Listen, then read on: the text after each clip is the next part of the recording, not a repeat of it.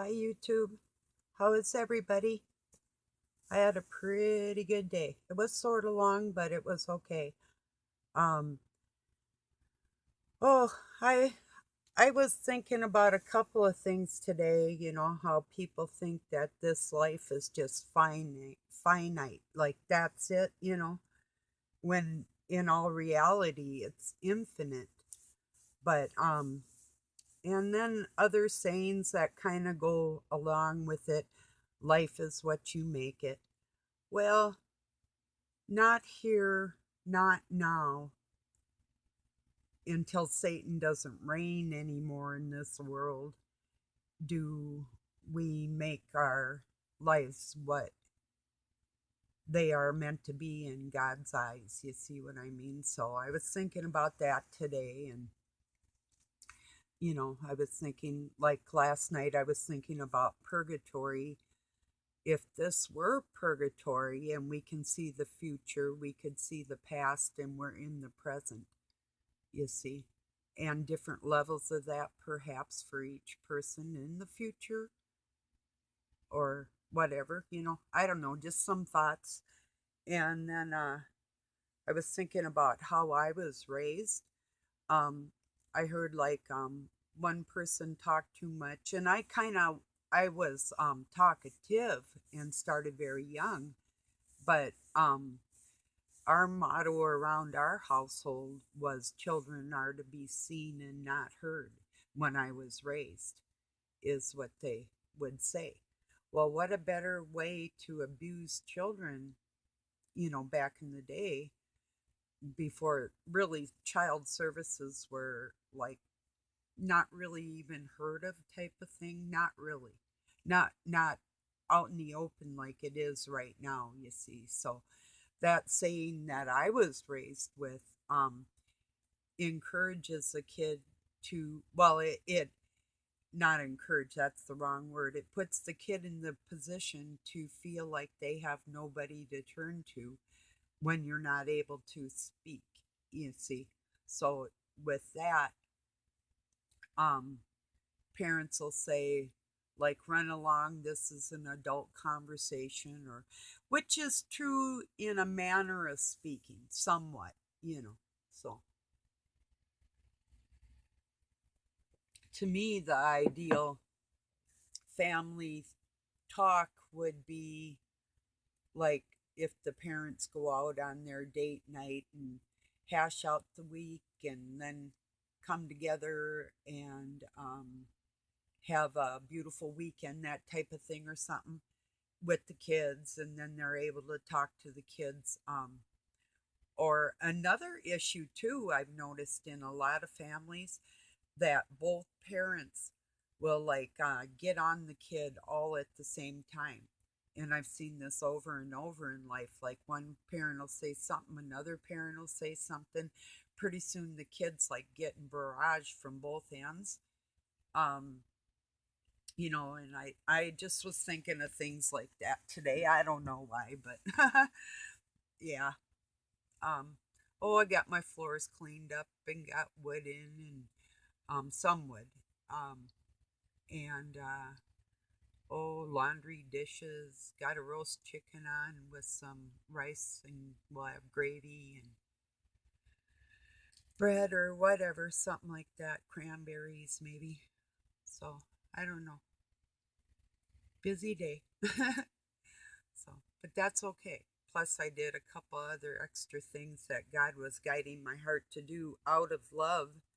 Um, is how I operate entirely, no matter what it takes. So, because if God's guiding me to do something, um, and I start doing something, I won't quit until it's accomplished. Because my willpower is like mad crazy. And um, Doug was saying this morning, he's like, I don't know how you do it. I go, yeah, neither do they either. The people that are trying to keep me down, with their lies and slander and the rest of that crap. So he's like, yeah, he couldn't believe it. Yeah. Well, when Jesus Christ is in your heart, he does keep you tough. That's a fact. So God always helps me. Even like today, I felt like just terrible all day, but it didn't matter. He kept me going, you know. So, yeah, if I have something with onions in it, like I did last night, it's like, oh, the next day I might pay for it. Well, I did. So, anyway,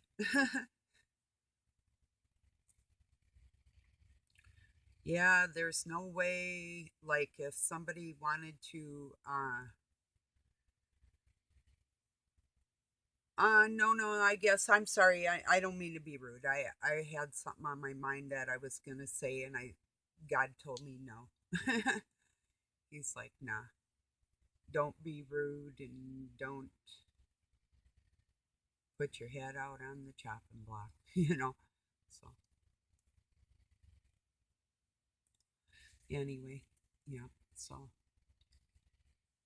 basically, it is with the Satanists. They think they really do look at life like a game, and they look at um, this, a lot of them, this existence as the final chapter. Like they're born, they die, that's it. They don't have faith in a creator. I don't know, do they think they made themselves, or they honestly think they were born to not exist, that what's inside them isn't screaming to get out, because all my life this doesn't feel like me, if you know what I mean. So, and I never, I mean, I'm comfortable in my skin, but I don't like it one dang bit. You know, that type of feeling. So, I don't know. People that are so in love with their material self that they wouldn't be willing to say, hey, God, I trust that I will exist happier than I am right now in the future. So their faith is not there, you know, their faith in God. They just, he's not talking to them because they're not asking him to, you know. That's what it boils down to. They have to be so desperate to realize there's a God. When you start screaming to somebody outside of yourself, you know, you know, just with that, you know. So, yeah, I've seen it, you know. So, but then I've also seen the ones that God helps. I've heard them cry out to God, God helps them. And then when that clears up, like after a week or so or whatever, then they're back to their own immoral ways, you know. Um, same old, same old. It's like, well, there wasn't really a God. God didn't just help me there. It was a coincidence, you know, or a happenstance, you know, that type of feeling. So they don't realize that every time they screamed for God and God help, they didn't keep track. They kept brushing it off. Old Satan would say, that wasn't God. That's just the world you live in, you know. No. There's some good, some bad. Some good days, some bad days. It's ridiculous. There's no reason we can't all live with good days. You know, absolutely no reason. No reason that a government should be able to poison us with vaccines and get away with it like they did me, you know, and millions of others, you know, and swine flus, bird flus, um, H1, whatever, this and that, and the next thing, and they say it keeps multiplying when we know, I know, the vials that I saw in the Blue Lodge were the diseases that are out in this world. Um, everything, all numbered and categorized in velvet lined little boxes with vials, and other ones were like and those were wooden, and then there was like a metal case or plastic. It was plastic that had rows and trays of little vials of polio or anthrax, everything, everything. And I was about, oh, I'm going to say I was 12 when I discovered that. And I think that's why they started teaching me because, and they did move them. Then they moved them to Philadelphia. Then I think they moved them to England. Then I think they moved them to Singapore. And the reason why is because I went by my dad's phone bills and where we would take trips to, that type of thing. So, well, anyway, my adopted dad, that is, I think they had to either eliminate me, which they tried, or teach me, which they tried to get me on the bad side, and that didn't work. So, what do? Well, then I had a couple people in there that evidently saw things pretty clear that they were actually trying to eliminate people in the world. And that might have been, oh, when they started erecting the Georgia Guidestones. I'm not sure. I'm not sure when that happened, but I do know like Agenda 21 had been written, and Agenda 2030, I do believe, was written in about 1975. So, right around the same time, 72 through 75, where they were really pushing a lot of information on me, and I had no idea why. So, now I got a great idea why. But anyway, um, and then I jotted down I'll work with anyone who is interested in peace, and that means exactly what that means. Um, if it entails peace for everybody, not just little snippets here and there. I'm talking whole days, weeks, months, years for everybody. If everybody's all in for that, the people that don't want that or don't care about that are the ones that I need to come against. Whether people are pushing scriptures telling me this, that, or the next thing of forgiveness, I've already forgiven them. I already love them. But I'm not going to stop doing what I do for everybody else because the true love of God is stronger than letting somebody do something evil. It takes, you know what, evil to exist, what it takes, that saying, for good men to stand by and do nothing. That's how evil exists. And I may not be a man, may not, absolutely am not, but God's guiding my heart to pursue this and help stop it. Because if people don't help stop that, then it will go on the suffering forever. That's ridiculous. It truly is. There's no reason why one person should be out on the street in any country starving. No reason whatsoever. There's plenty of room and plenty of land and plenty of goods and plenty of minds and knowledge that if everybody got together in that respect, we could make this world go around and our communities go around with all the conveniences.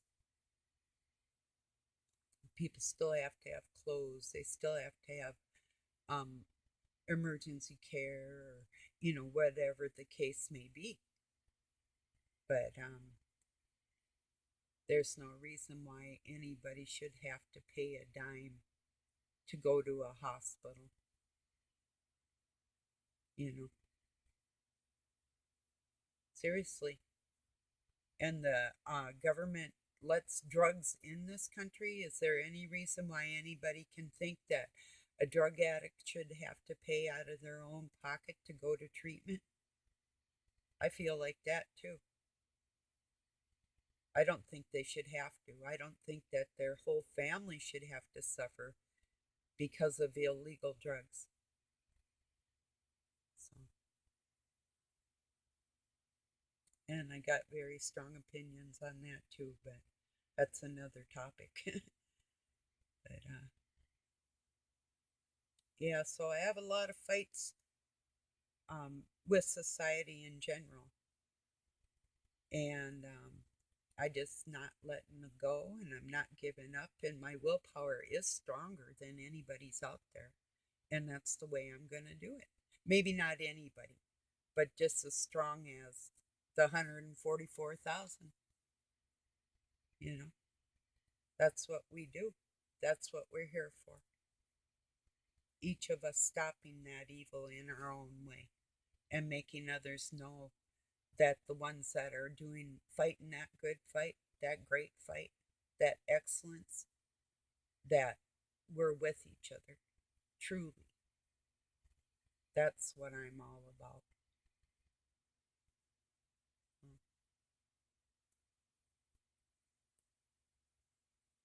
So that's what I've been doing today.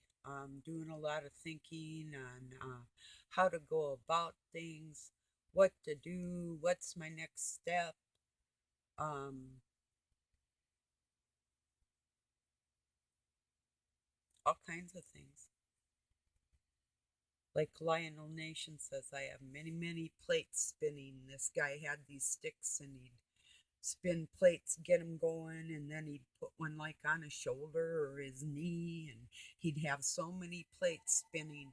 That's kind of how, when you're busy, you have these many plates like that spinning in your head. So I think when I have it all good, full of good plates, full of good stuff, Satan doesn't have a chance getting in there because it's all full of these plates that God's got me going on. So he doesn't have a chance.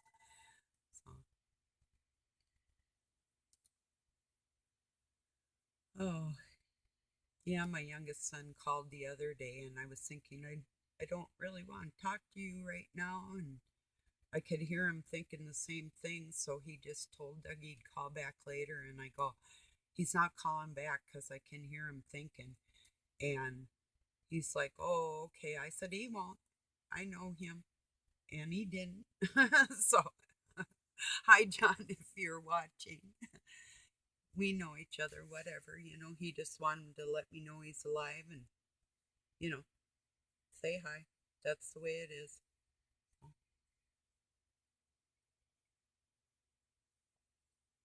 I don't think there's anything wrong with that because, I don't know. I've seen some mothers that are like way too close with their sons, and it's a bit repulsive. So it really is to me. I don't know. I don't know. That's just me, I guess. You know.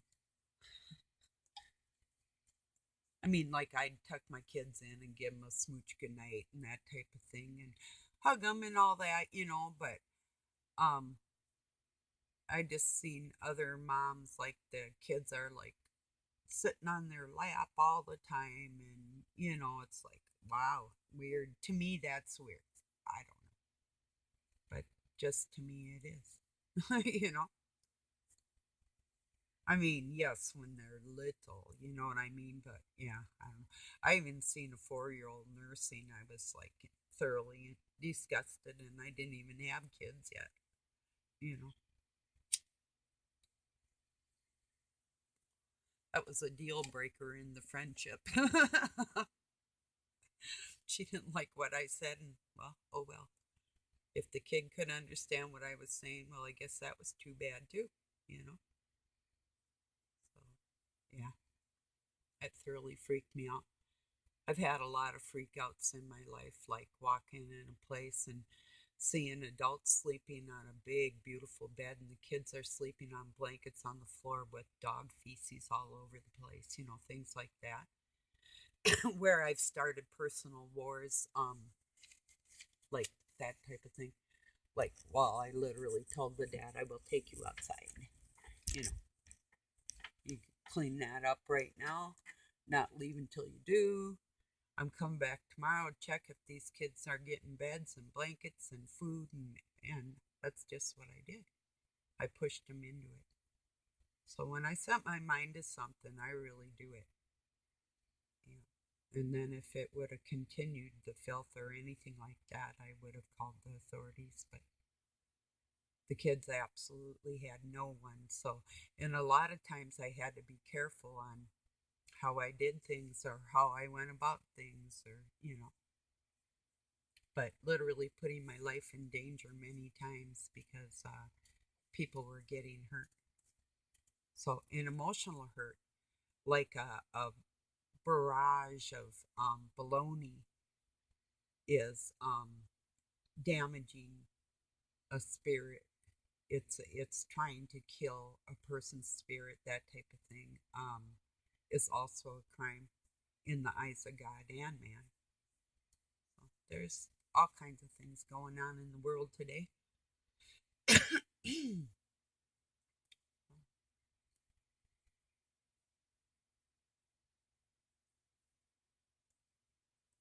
Let's see what's new.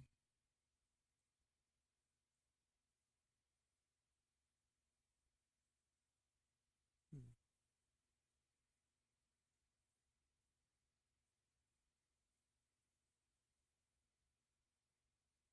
I think in order for a person to be able to defend people, you really have to be even temperament, uh, um, a warrior of sorts, but passive nonetheless. You know, um, kind of takes a special talent to talk to everybody in the world, if you know where I'm going. Um, everybody. And God does direct me, so I get up here and I say what I gotta say, and it is entirely out of the love of my heart, you know. I used to really get crushed if somebody couldn't grasp the faith of God. It would just crush me. I mean, I couldn't figure it. I couldn't. I my my own chemical personal makeup is so entirely different. Um, I just couldn't get it. I thought, no, this can't be real. People like this, they can't. Like the filthy things I saw and been around and heard, and it's like, um, really? These people really exist? I'll never get used to it. I can't handle it. I, I'm not suicidal, but I hate this life. I know there's better, you know. Everything within me tells me, you know. And that's what makes me strong, honestly. I wouldn't be able to go on day after day if I didn't have faith, you know. And I have reason to have my faith. So many times I asked for help and got it. And there were even plenty of times where I may not have even deserved that help and got it anyway, got that second chance, you know. So, but, sometimes when it gets to, see, people don't believe we're basically uh, in Armageddon. Not full bore yet, but like right on the edge. And like on the edge of the cliff. They don't believe they're on the edge of the cliff, ready, like somebody's there ready to kick them off. Like that Klingon that Captain Kirk kicks. I have had enough of you. And he kicks him off the cliff because he kept trying to grab the Klingon's hand. Kept, and the Klingon tried to like beat him. And he grabbed for him again, like the back of his jacket, and he was trying to grab him up off the cliff. And this Klingon kept trying to kill him and kill him. So finally, he's running out of energy and he's like, I have had enough of you. And he kicks that Klingon, went sailing off the cliff. I mean, how many times do you grasp for the person that it's trying to kill you? You know, so that's what it has come down to. You know, there's only so much pain that God takes through his children that he tolerates. There's a limit. It's time's up. The time. That's why we have time. It was Satan's time, not ours. Time has absolutely nothing to do with us. That was a clock that was started for Satan, for his time limit. So that's all that's about. That's why they're trying to mess with the numbers. And the simple numbers go like right now, my uh, recording is 2613. So I would say 2 and 6 is 8, 9, 10, 11, 12, and that makes 3. That's the simple numerical math. That would be like, so that number, I would make that into a 3. That's how I roll, like with numbers. That's how God shows me numbers, you know. So there is a numerology sequence to numbers, but not correlating, although you can correlate it with your name. And there is a book of numbers and correlating meanings to each number and that type of thing, called numerology, which is different than gematria, but actually has the teaching of gematria in it through the name and the alphabet. So, and I studied that too. But now I just see it in my head kind of like that, and it makes sense. I wonder, is anybody else like that? Anybody else OCD? Obsessive compulsive disorder, because in a world full of chaos, us ones that want to like have everything just so, it's because of the chaos in our life, the lack of order, the lack of stability, um, the what's the word? I'll think of it. But yeah, trying to make order out of chaos. Go figure, right? That's basically what OCD amounts to. I mean, I don't open and close the door several times, that type of thing. But when I was nursing, we were taught to sing Mary Had a Little Lamb while we wash our hands. And that would be before and after we touched patients or whatever. And the same in food service. So I got all the beats in my head, um, the numbers for each word, and how long it took me musically to sing that song, and turned it into numbers to make it easier on my OCD. So it was a little trick that I do for myself. Hard to explain, but anyway, I give myself little trigger tricks so my OCD doesn't drive me crazy. So, yeah. I've let a few things go that would normally drive me crazy because, well, like say if Doug left a cup out on his coffee table all night long, I'm in here now. Excuse me. And I care, but I don't care. You see what I mean? So it gives me a little more control just letting go of like one or two things or something. Then if it sits there longer, I will say something, but I've gotten where I don't have to pick that up and put it where it belongs, that type of thing. So almost kind of. It bugs me, but not as bad as it used to. So by letting little tiny things go, um, I made it easier on myself like that. So, like I say, a lot of things like that still bother me, but yeah.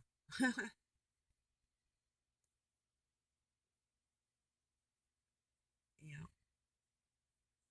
I've asked grown adults, um, you wash your hands, because yeah, you went and did this or that, or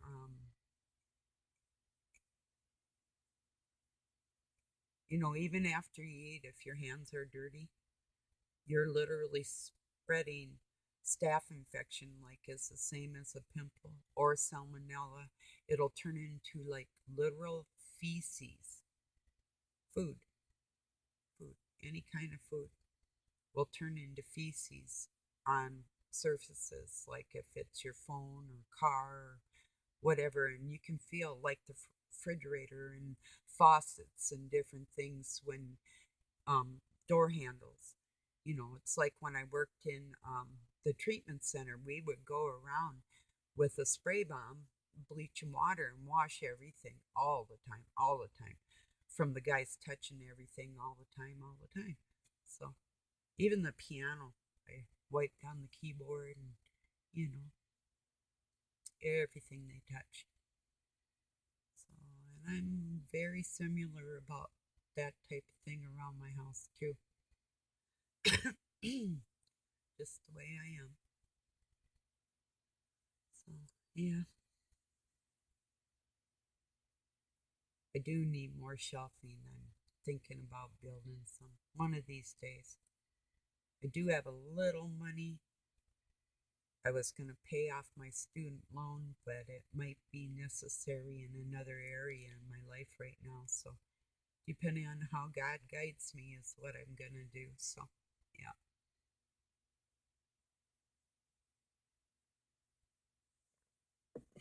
whatever it takes. So,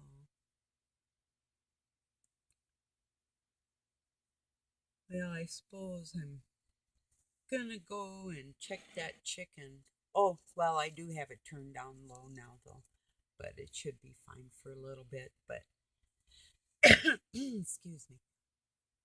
Um, Yeah, I just thought I'd tell you what's on my mind today and tonight and just hang with you for a little while or whenever you watch this.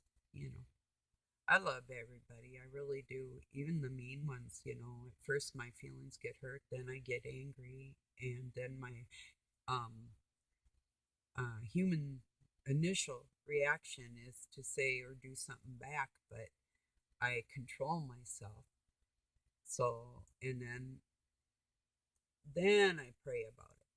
A lot of times now I too and can kind of pray before I just write back or that type of thing. But it's not always easy or possible. You know, I only do what I can do. You know what I mean? Try to be the best I can for God and everybody else, and that's all I can do. So, um, but I'm honorable and I'm loyal and I'm humble. I have faith in mankind and God. So I think things will work out. I believe I'll see it in my lifetime. I really do. God made me some promises, and I know Christ is in my heart, and I know His promise to us. And um, I believe, you know, I believe things will be okay. I can actually see a change in little areas here and there, little pockets of truth and more people coming forward with the truth, of what they know, and standing up for what is right with other people too. So, and I see it. So, okay, everybody, I'm going to let you go. I love you very much. Thank you for joining me. And I do believe this is going to be a very good year, maybe the happiest of our lives. Let's make it so. I will it to be. Will you? I love you all. Peace and love from Pine City, Minnesota, USA.